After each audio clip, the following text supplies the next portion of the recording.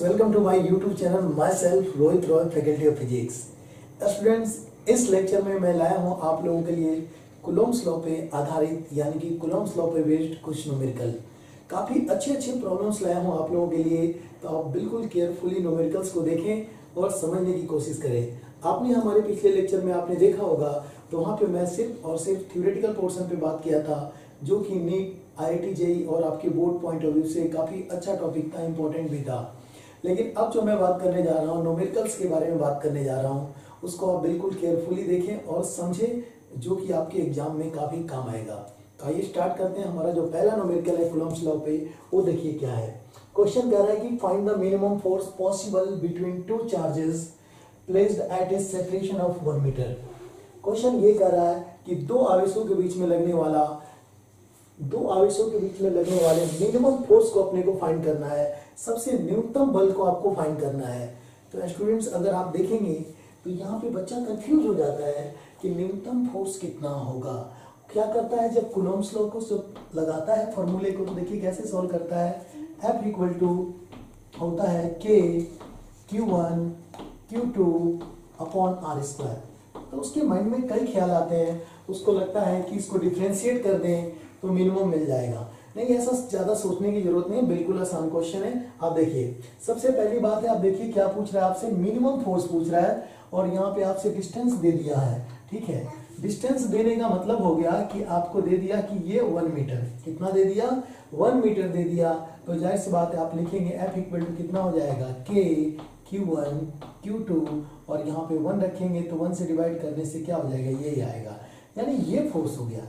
तो जाहिर सी बात है आपसे मिनिमम फोर्स पूछ रहा था, तो मिनिमम कब हो सकता था, मिनिमम तब हो सकता था जब R की वैल्यू अधिकतम होता, यानी R की वैल्यू बढ़ता तभी ये कम होता। जाहिर सी बात है। तो जाहिर सी बात है, यहाँ R की वैल्यू तो फिक्स कर दिया, तो R की वैल्यू जब फिक्स कर दिया है तो आप R में कोई छेड़छाड़ नहीं कर सकते हो। आपको परिवर्तन किस में करना पड़ेगा, इन्हीं में करना पड़ेगा, K तो कांस्टेंट होता है। तो अब यहाँ पे ध्यान से आप देखिए, ठीक है, यहाँ पे जो Q1 Q2 जो लेंगे ना, Q1 Q2 जो लेंगे, क्या लेंगे, इलेक्ट्रॉन के चार्ज के बराबर लेंगे, क्योंकि दुनिया में जो मिनिमम पॉसिबल जो चार्ज है ना, वो कितना है, E है, 1.6 × 10⁻⁹ कूलम है। यानी कि जाहिर सी बात है आपको ये E लेना पड़ेगा। इसकी वैल्यू आप सब जानते हो ना, कितना होता है, 1.6 × 10⁻⁻ कितना होता है, 19 कूलम होता है। ये वैल्यू आप लेंगे, यानी कि जाहिर सी बात यहाँ पुट करेंगे, ये हो जाएगा आपका K E × E, मतलब कि हो जाएगा KE²। दोस्तों, ये जो हो जाएगा आपका मिनिमम फोर्स हो जाएगा। आया कुछ समझ में? देखिए, क्वेश्चन में पूछा गया था find the minimum force possible between two charges place at a separation of 1 metre. यानी 1 मीटर की दूरी पर अगर दो चार्ज रखे हुए हैं, 1 मीटर की दूरी पे 2 चार्ज रखे हुए हैं, तो इनके बीच में लगने वाला न्यूनतम बल बताएं। जैसी बात है, यहाँ पे दूरी आपको फिक्स कर दिया था, तो दूरी में कोई छेड़छाड़ तो कर नहीं सकते थे। अगर ये बढ़ाते तो ये घट जाता, लेकिन ये कुछ कर नहीं सकते हैं। तो अपने पास क्या बचा था, Q1 Q2, इन्हीं में कुछ सोचना था। तो जाहिर सी बात है Q1 की वैल्यू यानी कि चार्ज की वैल्यू दुनिया में कितना मिनिमम पाया जाता है, वो होता है 1 इलेक्ट्रॉन पे जितना चार्ज होता है वो मिनिमम चार्ज होता है, मिनिमम पॉसिबल चार्ज होता है। तो हमने उसकी वैल्यू यहाँ पे पुट कर देंगे। तो जाहिर सी बात है हमारा कितना हो जाएगा, F minimum equal to KEE यानी कि KE² हो जाएगा। ठीक है स्टूडेंट्स, आइए सेकंड न्यूमेरिकल देखते हैं।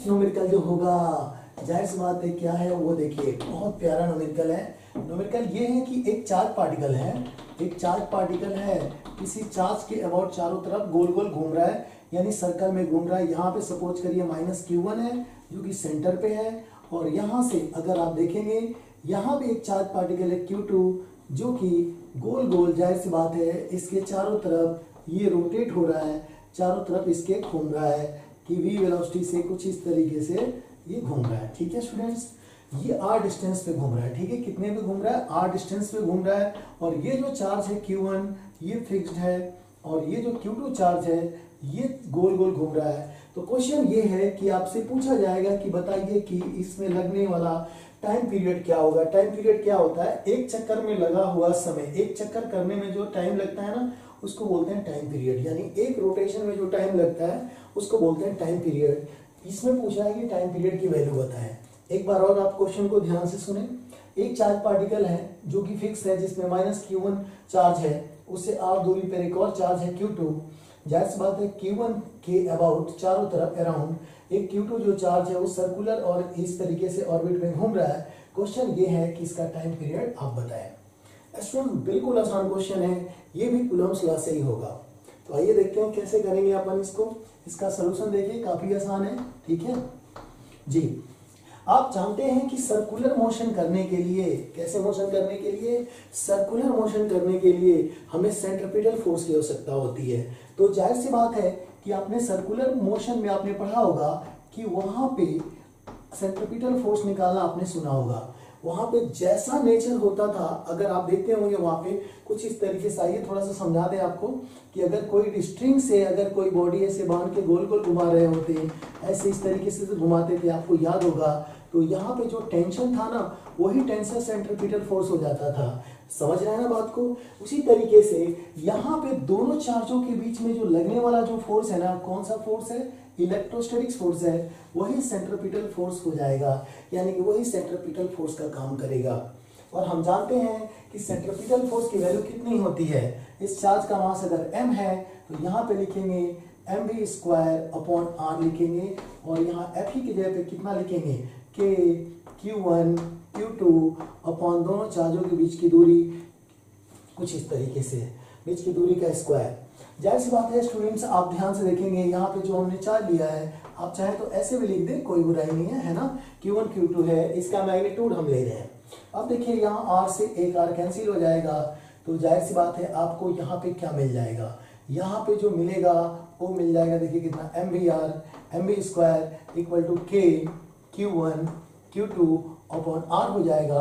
अगर आपसे यहाँ पे अगर वेलोसिटी पूछा जाए तो वेलोसिटी इक्वल टू क्या लिख सकते हैं? k q1 q2 अपॉन यहाँ पे क्या लिख सकते हैं? mr लिख सकते हैं, यानी कि v की प्लेस पे आप क्या लिख सकते हैं? √k q1 q2 upon mr लिख सकते हैं, ठीक है। अब हम बात करते हैं, इसमें टाइम पीरियड पूछा गया है, तो टाइम पीरियड का फॉर्मूला कितना होता है? आप जानते हैं कि 2πr अपॉन वेलोसिटी, यानी कि पूरा डिस्टेंस अपॉन वेलोसिटी। यहाँ पे इसकी वैल्यू पुट करेंगे तो जाहिर सी बात आपको मिलेगा, देखिए क्या मिलेगा, 2πr अपॉन √ कुछ इस तरीके से k q1 q2 mr।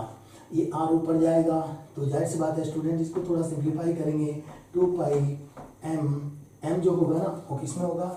Root में होगा, रूट, और यहाँ पे हो जाएगा आपका k q1 q2, और ये देखिए थोड़ा सा ध्यान से देखिए, ये है r, और इसका हो जाएगा पावर कितना? 1/2, यानी r की पावर 3/2 हो जाएगा।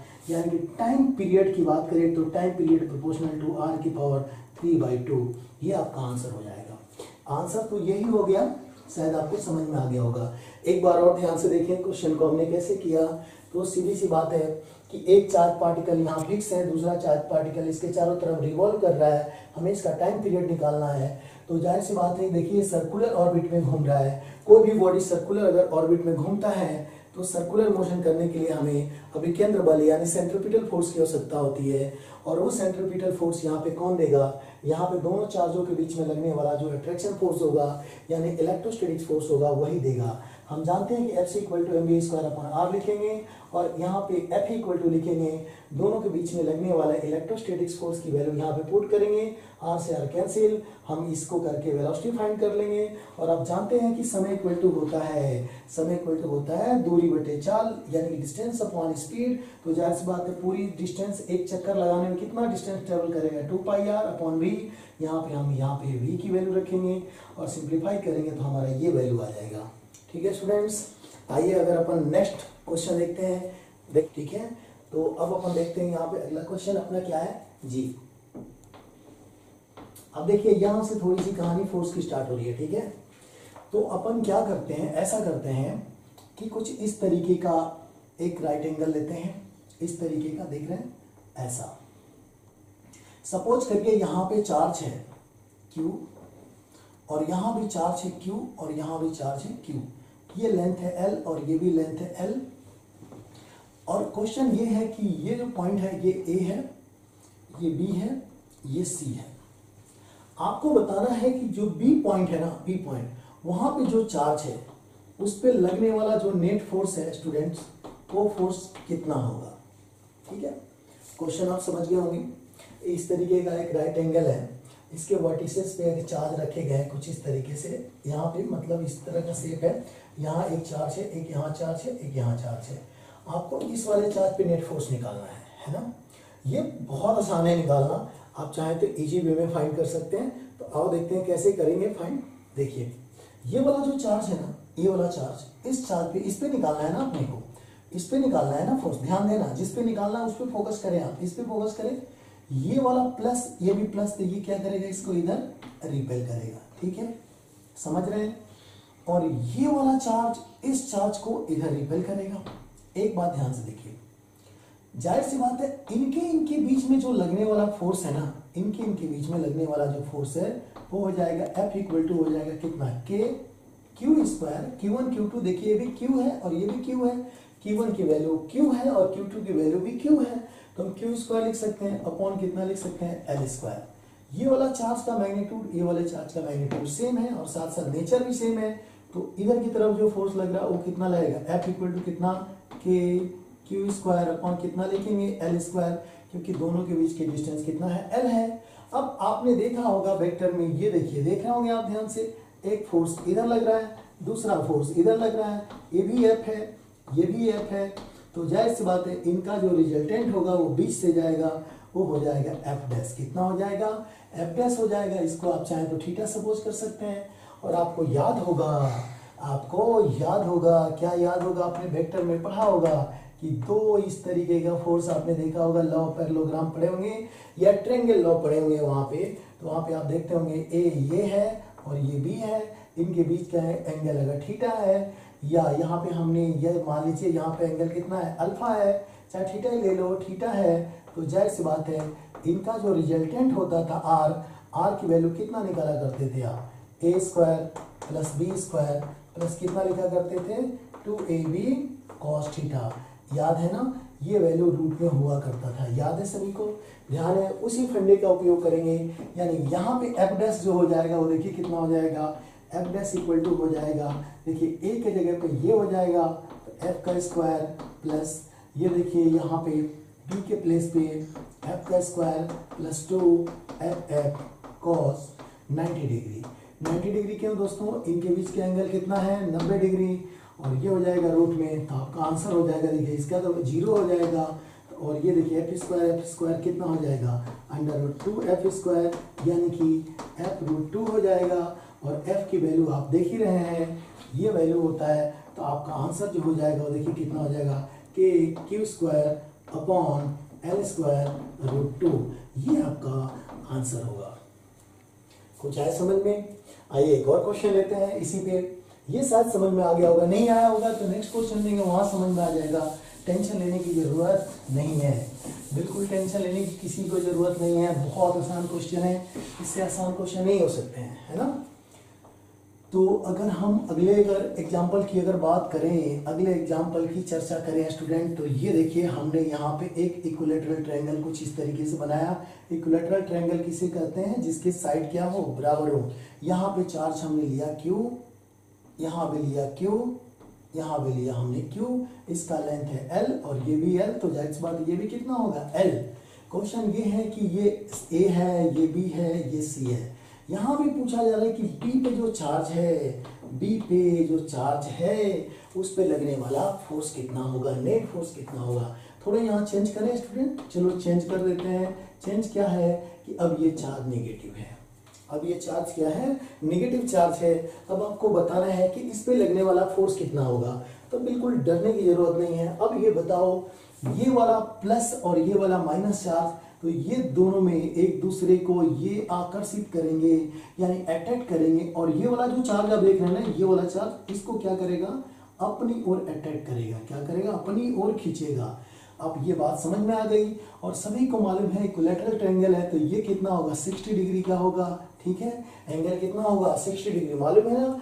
आप सब जानते हो कि अगर समबाहु त्रिभुज है तो ये कोण सभी एंगल 60 डिग्री के अर्थात 60 डिग्री के होते हैं, यानी 60 डिग्री के होते हैं, और लेंथ क्या होता है, समान होता है। ठीक है, तो हम यहाँ पे जो बात करते हैं, यहाँ पे देखिए इनके बीच का एंगल हमने 60 ले लिया। अब यहाँ पे देखिए इनके बीच में जो फोर्स लगेगा वो F लगेगा, इनके बीच के भी जो फोर्स लगेगा वो F लगेगा। क्यों? क्योंकि इस चार्ज का मैग्नीट्यूड सेम है, और साथ ही साथ जो ये डिस्टेंस है वही ये डिस्टेंस है। हम इसकी FBD अगर बनाएं तो जाहिर सी बात है कुछ इस तरीके से मिलेंगे, ये होगा F और ये होगा F, बीच का एंगल 60 डिग्री।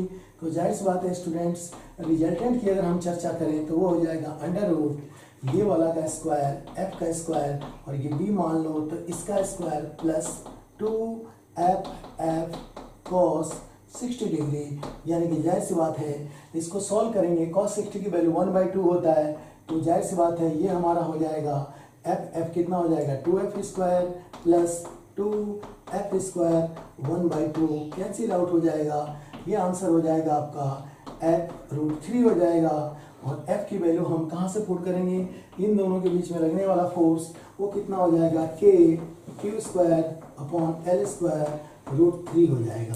ठीक है स्टूडेंट्स, आई होप आपको ये समझ में आ गया होगा। समझ में आया कि नहीं आया? ये देखिए इसका स्क्वायर हमने किया प्लस 2FF। यहाँ पे जो हमने फार्मूला यूज किया है ना cos थीटा जो देख रहे हैं वो ये वाला यूज किया, R इक्वल टू कौन सा, A² plus B² plus 2AB cos theta.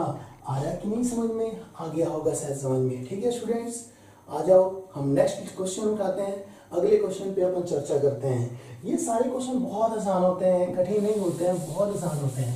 अब क्वेश्चन ये पूछा जाता है इसमें, अब कुछ देखिए हम जो जितने न्यूमेरिकल ले रहे हैं ना ये बच्चों टाइप के हैं, बोर्ड लेवल के क्वेश्चन हैं, ये बहुत आसान क्वेश्चन होते हैं, मतलब इससे इजी क्वेश्चन नहीं हो सकते हैं। ठीक है, अगर हम अगले क्वेश्चन की अगर हम बात करें तो वो क्या है, वो भी क्या है, इस तरीके से एक इक्विलेटरल ट्रायंगल है जैसा कि आप देख रहे हैं। क्वेश्चन में थोड़ा सा हमने चेंजिंग लाया।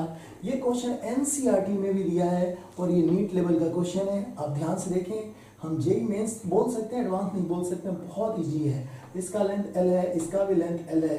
क्वेश्चन ये है कि इसके सेंट्रोइड पे, यहाँ पे सेंटर पे अगर कोई चार्ज पार्टिकल अगर Q0 रखा हुआ है, कितना रखा हुआ है, Q0 रखा हुआ है, तो ये जाहिर सी बात है ये Q0 पे लगने वाला अपने को पूछा जा रहा है कि इस पे लगने वाला नेट फोर्स बताएं। कितना फोर्स बताएं, नेट फोर्स बताएं। O पर लगने वाला, ये O पॉइंट सपोज करिए, इस पे लगने वाला नेट फोर्स आपसे पूछा जा रहा है। ठीक है, ये क्वेश्चन अच्छा है, इसको आप ध्यान से देखें। यहाँ पे पूछा जा रहा है कि इस पे लगने वाला आपको फोर्स बताना है, तो बिल्कुल इजी है, ज्यादा सोचने की जरूरत नहीं है। आप देखो सबसे पहले इसका FBD बनाओ, देखो कैसे, देखो ध्यान से। जाहिर सी बात है ये वाला चार्ज इस चार्ज पार्टिकल को क्या करेगा बताओ, अट्रैक्ट करेगा कि रिपेल करेगा? रिपेल करेगा। क्यों? क्योंकि दोनों का नेचर सेम है। तो ये वाला चार्ज इस वाले चार्ज को इधर की तरफ रिपेल करेगा, ये वाला चार्ज इस चार्ज को, ये वाला चार्ज इस चार्ज को इधर की तरफ रिपेल करेगा, ये वाला चार्ज इस चार्ज को इधर की तरफ रिपेल करेगा। यानी इसकी FBD की अगर अपन चर्चा करें, इसकी FBD की चर्चा करें तो कुछ इस तरीके से बनेगा, कुछ इस तरीके से बनेगा जैसा कि आप सभी देख रहे हैं। ठीक है, ऐसा बनेगा। अब एक बात ध्यान से देखिए सभी लोग, ये एंगल कितना होगा बताओ, पूरा होगा 60 डिग्री 60 डिग्री, तो ये बीच का एंगल है, ये कितना होगा 30 डिग्री है ना, ये 30 होगा। अब देखो यहाँ पे थोड़ा ध्यान से देखो, ये जब 30 होगा ना दोस्तों तो ये कितना होगा 90 होगा। कितना होगा 90 होगा। तो ये बताओ कितना होगा, सोचो सोचो बताओ कितना होगा, 60 होगा। कितना होगा 60 होगा। ये 60 और ये 60 मिलके कितना हो गया बताओ भाई, नहीं आ रहा है समझ में? चलो मैं बताता हूँ, ध्यान से देखो। यहाँ पे देखो, देखो ये कितना होगा 90, ये 30।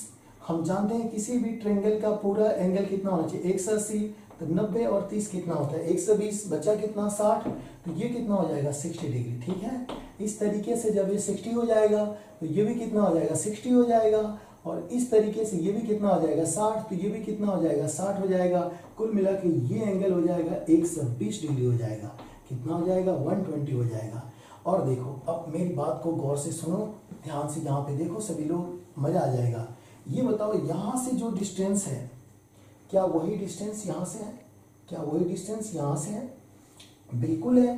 तो जाहिर सी बात है ये जो डिस्टेंस है ना यहाँ से लेकर, ये देखो, ये मान लो ए है, ये बी है, ये सी है। जाहिर सी बात है जो बी ओ है वही कितना है, ए ओ है, वही कितना ओ सी है। तो देखिए इनके द्वारा इस पे जो फोर्स लग रहा है एफ, इसके द्वारा जो इस पे फोर्स लग रहा है एफ, और इसके द्वारा भी जो फोर्स लग रहा है एफ, सभी का परिमाण क्या होगा, बराबर होगा। ठीक है, क्लियर है इतना? हाँ या ना? अब देखिए क्या होगा यहाँ पे, इन दोनों फोर्सों के बीच का एंगल कितना है, 120 डिग्री। तो इनका रिजल्टेंट कहाँ से जाएगा, ऐसे जाएगा, एफ डैश मान लो। वो एफ डैश कैसे निकालोगे, तो देखो एफ डैश की वैल्यू हो जाएगी, देखो कितना, ये एफ का स्क्वायर, इस एफ का स्क्वायर, वही A square plus B square plus 2ab cos theta under root में लगा रहे हैं यहाँ पे। तो यहाँ पे देखिए 2f cos, यहाँ पे हो जाएगा 120 डिग्री, और ये हो जाएगा आपका रूट में, ये हो जाएगा आपका -1/2, ये कैंसिल हो जाएगा, यहाँ पे आ जाएगा f, कितना आ जाएगा f। यानी कि हम इसका एफबीडी अगर बनाए तो ऊपर देखिए एफ डैश बराबर कितना लिखेंगे आप, एफ लिखेंगे, और नीचे कितना हो जाएगा, एफ हो जाएगा। देखो ये नीचे हो जाएगा एफ, ऊपर एफ डैश बराबर आपका कितना आ गया, एफ। दोनों के बीच के एंगल की बात करें तो 180 डिग्री है। तो जाहिर सी बात है स्टूडेंट्स, यहाँ पे नेट फोर्स की अगर हम चर्चा करें, नेट फोर्स की चर्चा करें तो कितना हो जाएगा, एफ डैश माइनस एफ, मतलब इसमें से इसको हम सब्ट्रैक्ट कर देंगे। एफ डैश की वैल्यू देखिए कितना है, एफ दिया है, एफ माइनस एफ, आंसर कितना होगा, 0। यानी कि जाहिर सी बात है यहाँ जो चार्ज पार्टिकल है उस पर जो लगने वाला जो फोर्स की वैल्यू होगी वो क्या होगी, 0 होगी। आपको ये शायद समझ में आ गया होगा। एक बार और आपको इसको समझा देता हूँ। देखिए इस क्वेश्चन में कहता क्या है, उसको बिल्कुल ध्यान से देखें। क्वेश्चन ये कहता है कि ये कोई इक्विलैटरल ट्रायंगल है, इसके सिरों पे, इसके वर्टेक्स पे चार्ज रखे गए हैं। यहाँ एक सेंटर पे, यानी इसके सेंट्रोइड पे एक चार्ज Q0 है, इस पे लगने वाला आपको नेट फोर्स निकालना है। तो सबसे पहले आप फ्री बॉडी डायग्राम बनाएं। इसके द्वारा इस पे लगने वाला फोर्स इधर होगा, इसके द्वारा लगने वाला फोर्स इधर होगा। ऐसा क्यों बन रहा है, क्योंकि रिपल्सन फोर्स लग रहा है। इसके द्वारा इस पे लगने वाला फोर्स नीचे की तरफ होगा, कुछ ऐसा होगा, देख रहे होंगे आप। अब सारा खेल एंगल का है, तो ये 60 डिग्री का होता है, तो ये कितना होगा, 30 डिग्री का होगा। उसी तरीके से ये जो होगा ये 60 डिग्री होगा, ये 60 तो आमने सामने का कोण, ये भी बराबर होगा 60 डिग्री। उसी तरह से ये 60 होगा, ये 30, तो ये 60, तो ये जाहिर सी बात 60 होगा, दोनों मिला कितना हो जाएगा, 120 डिग्री हो जाएगा। इस तरह से आप एंगल निकाल सकते हैं। और जाहिर सी बात है ये फोर्स F है तो ये भी F होगा। क्यों होगा भाई, क्योंकि देखिए ये चार्ज Q, ये भी Q, ये भी Q, चार्ज का परिमाण सेम, जाहिर सी बात है यहाँ से यहाँ तक की डिस्टेंस भी सेम, तो फोर्स भी सब सेम होंगे। तो F हम लगाएंगे और बिल्कुल वेक्टर मेथड लगा के यहाँ पे आप देखिए एक फोर्स ये है, एक फोर्स ये है। आपको मैंने अभी बताया था कि अगर इस तरीके का कुछ दिया हो, ये A हो और ये B हो, बीच का एंगल थीटा हो, तो इनका रिजल्टेंट जो निकलता है R वो निकलता है। कैसे निकलता है वो देखिए, A square B square plus 2AB cos theta से निकलता है ना, कुछ इस तरीके से निकलता है। यहाँ पे वैल्यू को पुट करें, इसको A मान लें, इसको B सपोज करें, यहाँ पे A के जगह F रखें, यहाँ भी F रखें, यहाँ भी रखें, कुछ इस तरीके से सॉल्व करेंगे तो जाहिर सी बात है आपकी वैल्यू आएगी F।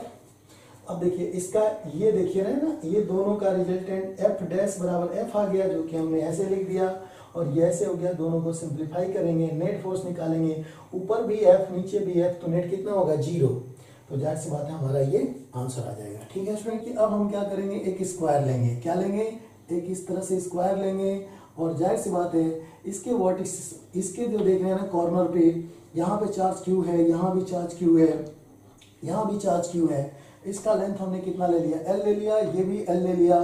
क्वेश्चन ये है कि इसका जो सेंटर आप देख रहे हैं ना, इसका जो सेंटर देख रहे हैं, यहाँ पे लगने वाला नेट फोर्स, अगर कोई चार्ज Q है तो यहाँ पे नेट फोर्स, लगने वाला नेट फोर्स आपको बताना है कि O पे जो चार्ज है उस पे लगने वाला नेट फोर्स क्या होगा। बिल्कुल इजी है, मैं बता रहा हूँ, मस्त होके देखें। देखो कितना होगा, देखो ध्यान से। अब तो कोई भी बता लेगा, है ना, यहाँ जो भी बैठा हुआ सब बता लेंगे। देखो ये चार्ज प्लस है ना, और ये भी कितना है, प्लस है, तो जाहिर सी बात है ये वाला चार्ज इसको इधर रिपेल करेगा, ऐसा बन जाएगा, बोलो हाँ। ये वाला चार्ज जो है और ये वाला चार्ज का नेचर सेम है, तो ये क्या करेगा, इसको रिपेल करेगा, ये हो जाएगा ऐसा, बोलो हाँ। ये वाला जो चार्ज है इस वाले चार्ज को इधर की तरफ रिपेल करेगा, ऐसा हो जाएगा। और ये वाला चार्ज कुछ इस तरीके से सेम नेचर ऐसा हो जाएगा। अब देखो, ध्यान से देखो, यहाँ से डिस्टेंस, ये जो डिस्टेंस है वही ये डिस्टेंस है, तो जाहिर सी बात है ये जो चार्ज है उतना ही मैग्नीट्यूड का ये चार्ज है, तो ये भी है, ये भी है, ये एक दूसरे को कैंसिल आउट कर दिए। तो अब देखिए ये जितना चार्ज है वही चार्ज ये है मैग्नीट्यूड में, तो जाहिर सी बात ये इसको रिपेल किया तो फोर्स F, और ये वाला यहाँ पे जो चार्ज उपस्थित है उसको रिपेल किया तो ये भी है, यानी कि ये भी एक दूसरे को कैंसिल कर दिए। यहाँ पर भी जो नेट फोर्स हो गया वो कितना हो गया, 0 हो गया। नेट फोर्स क्या हो गया, 0 हो गया। ठीक है स्टूडेंट्स, अगर आपको इस तरीके से भी दे दे ना, इस तरीके से भी दे दे, पूछ ले कि कुछ इस तरीके से हेक्सागोनल दे दे और बोले कि यहाँ पे देखिए ये हेक्सागोनल है, यहाँ भी चार्ज Q है, यहाँ भी चार्ज Q है, ये भी charge Q Q Q Q, और बोले कि इसका जो सेंटर है, इसका जो सेंटर है यहाँ पे चार्ज दे दे Q0, और पूछे कि बताइए Q0 पे लगने वाला, वही पुरानी बातें, नेट फोर्स यानी कि O पे लगने वाला नेट फोर्स बताएं। तो बिल्कुल आसान है, बहुत इजी है स्टूडेंट्स, आसानी से आप फाइंड कर सकते हैं। वो देखिए कैसे, देखिए ये वाला जो चार्ज है ना, जाहिर सी बात है ये इसको इधर रिपेल करेगा, ये वाला चार्ज इस चार्ज को इधर रिपेल करेगा, ये एक दूसरे को मार दिए, खत्म हो गया। ठीक है, ये वाला जो चार्ज है इस चार्ज को इधर रिपेल करेगा, और ये वाला जो चार्ज है इस पे इधर फोर्स लगेगा, इक्वल एंड अपोजिट फोर्स लग रहा है, ये भी एक दूसरे को खत्म कर दिए। बच्चे ये दो भाई साहब, इसने इसको रिपेल किया इधर की तरफ और इसने इसको इधर रिपेल किया, और इसका भी फोर्स का मैग्नीट्यूड क्या है, सेम है, तो ये दोनों एक दूसरे को कैंसिल कर दिए। तो यहाँ भी जो नेट फोर्स हो गया वो कितना हो गया, 0 हो गया। कितना हो गया, 0 हो गया। ठीक है स्टूडेंट्स, आ रहा होगा समझ में आपको। आई होप अगर आपको समझ में आ रहा है तो आप मेरे चैनल को लाइक करें, सब्सक्राइब करें। Thank you for watching this video.